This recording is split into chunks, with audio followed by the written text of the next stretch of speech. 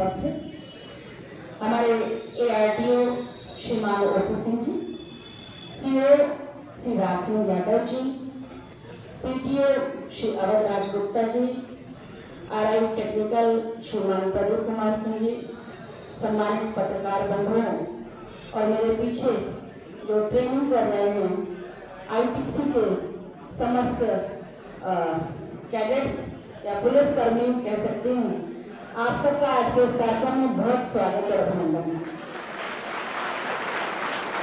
जहाँ गेस्ट बनकर जाती हूँ तो लोगों को अटपटा लगता है कि मैं क्यों स्वागत अभिनंदन कर रही हूँ।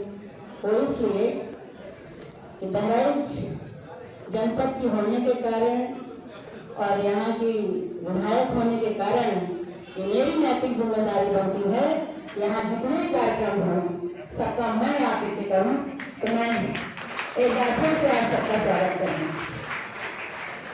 बहुत ही महत्वपूर्ण कार्यक्रम है और मुझे लगता है कितने भी कार्यक्रम हों जिंदगी से बढ़कर कुछ नहीं। लोग कहते हैं कि स्वर्ग में क्या होता है वो मरने के बाद ही मिलता है, लेकिन स्वर्ग कैसा है ये बताने वाला आज तक धरती पर कोई नहीं है। और ऐसी अनमोल जिंदगी को बचाने का कार्यक्रम हमारे सारे अधिकारी कर रहे हैं, पूरा परिवहन विभाग कर रहा है। मैं आप सबको बहुत साधुवाद देती हूँ। CO साहब भी हमारे बीच में हैं जो निरंतर कीमती जिंदगियां बचाने के लिए प्रयास करते रहते हैं। मैं उनका भी अभिनंदन करती हूँ, उनका भी साधुवाद व्यक्त करती हूँ। और मैं कहूँगा आज का ये कार्यक्रम तो ऐसे क्या बोला जाए, और हमारे कादरी साहब बोल रहे थे, जाफरी साहब, कहाँ जाफरी साहब, आइए आगे आइए। मुझे लगता है इन्होंने जितना बता दिया है और जैसा बता दिया है, जिस शैली में बता दिया है, उसके बाद कुछ बताने के लिए शब्द नहीं बचते हैं।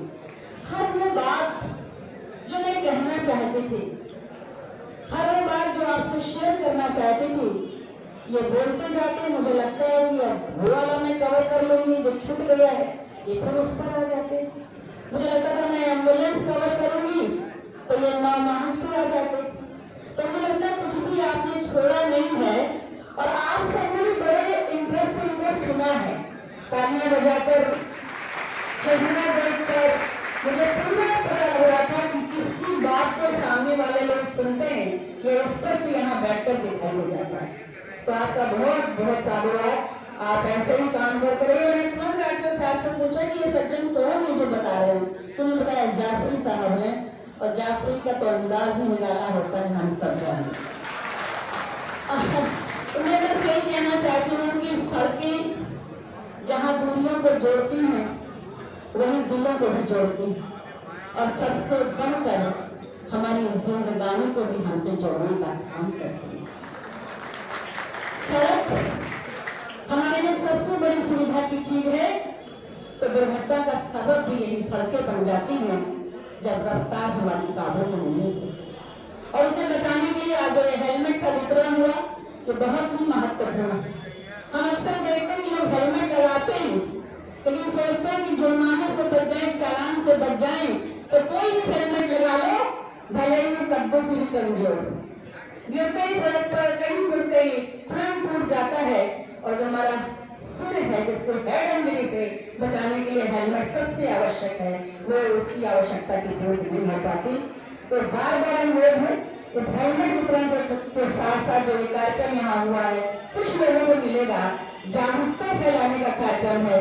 आप जो भी हेलमेट खरीदे वो ISI मार्क हेलमेट ही आपको खरीदना चाहिए।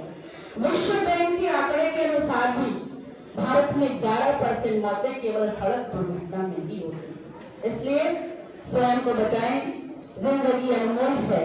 जब आप घर से निकलते हैं तो 2 जोड़ी आंखें, चाहे वो पत्नी की हो, चाहे बहन की हो, चाहे माँ की हो, तो बेसब्री से शाम होने तक आपका इंतजार है। आप तो निकल जाते हैं लेकिन वो तपस्या रत रहती है वहां भी पूरे 24 घंटे। आप बाहर रात में रहे या दिन में रहे, तो मेरा पति बाहर गया है, मेरा भाई बाहर गया है, मेरा बेटा बाहर गया है, वो सकुशल लौट कर आए। और इस सकुशल लौटने के लिए आपका सजग रहना, जागरूक रहना, सड़क पर चलते समय सड़क के नियमों का पालन करते हुए और विशेष रूप से हेलमेट लगाकर अपनी रफ्तार पर काबू करते हुए चलने का काम करना है। और सबसे बड़ी बात, एक इमेज भी हमारी बिल्डअप होती है। हम सड़क पर चलते हैं, कोई बहुत तेज से गाड़ी हमारे बगल से गुजरती है, आपके मन में क्या लगता है? क्या उसके प्रति कोई सम्मान का भाव आता है? आप जाने अनजाने जैसे एकदम से बिजली का बटन लगता है, वैसे आपकी प्रतिक्रिया आ जाती है। तो वो प्रतिक्रिया जो हम दूसरे को दे रहे हैं, वो प्रतिक्रिया हमें न मिले, इसलिए हमें सड़क पर संतुलन के साथ चलना चाहिए।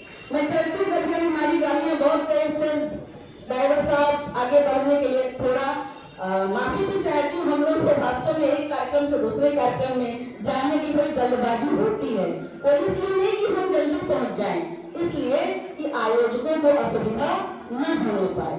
फिर भी मैं ड्राइवर को हमेशा बोलती हूँ, क्यों अगले वाले को परेशान कर रहे हैं, कितनी देर लगेगी, थोड़ी देर और सही। लेकिन मेरे पीछे जो लोग बैठते हैं इशारा करते रहते हैं, जल्दी चलो जल्दी चलो जल्दी चलो।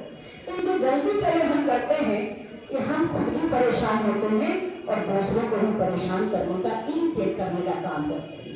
तो सड़क पर चलते हुए एक इमेज बनाइए कि नहीं, जब जाफरी साहब निकलते हैं, जब हमारे पत्रकार बंधु निकलते हैं, जब हमारे आईटीसी की ट्रेनिंग के बच्चे निकलते हैं, जब हमारे स्कूल और कॉलेज के छात्र छात्राएं निकलते हैं, तो बहुत संतुलित तरीके से दूसरों की भी सुविधा का ध्यान रखते, अपनी भी जिंदगानी की चिंता करते हुए निकलते हैं। तो फोटो तो बंधुओं 2 मिनट में खिंच जाती है, लेकिन इमेज बनाने में समय का कम पड़ता है। वो इमेज बनानी है, इमेज केवल यही बैठे लोगों को नहीं बनानी, इमेज पीछे देश की सेवा का काम करने वाले लोगों को नहीं बनानी। इमेज घर पर चलती है, आप हंसते कैसे, बोलते कैसे, चलते कैसे हैं, काम कैसे करते हैं, हर समय तमाम आंखों के कैमरे हमारे ऊपर लगे हैं। तो मित्रों, आप सबसे यही अनुरोध है कि सड़क पर चलते हुए राष्ट्रीय सड़क सुरक्षा माह मनाया जा रहा है। इस माह की उपयोगिता तभी है जब हम इसके महत्व को समझें। अभी एम्बुलेंस से उदाहरण दे रहे थे हमारे डॉक्टर साहब, सड़क के किनारे खड़ा हुआ आदमी एम्बुलेंस का जब इंतजार करता है तो कोई सगा संबंधी उसके पास नहीं होता। और मित्रों, हम झांक के देखने के लॉकडाउन में कि कितनी बार घरों में चलती हुई एम्बुलेंस के लिए हम किनारे रहकर, हम पीछे रहकर उस एम्बुलेंस को जाने का मौका देते। कितनी बार मैंने देखा, मैं चलती रहती हूँ, एम्बुलेंस फंसी है बीच में, हमारे लोग करके कहते हैं उसको निकल जाने दो एम्बुलेंस को, पता नहीं कौन सी जिंदगी उस एम्बुलेंस से बचती